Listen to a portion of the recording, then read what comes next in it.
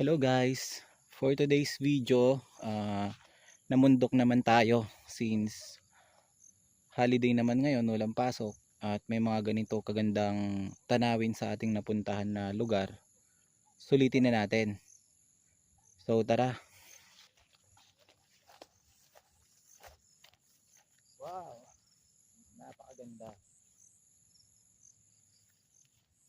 Sana guys makapunta kayo dito kasi maliban sa maganda yung tanawin, masarap pa yung simoy ng hangin. As in, sariwang sariwa. Naririnig mo yung mga huni ng mga ibon, mga iba pang pati mga insekto, malakas yung huni nila, nakaka-relax.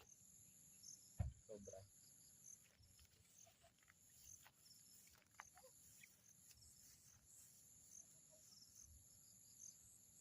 Wow.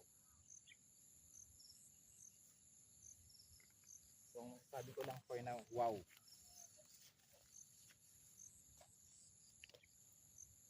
Sana makapunta kayo dito.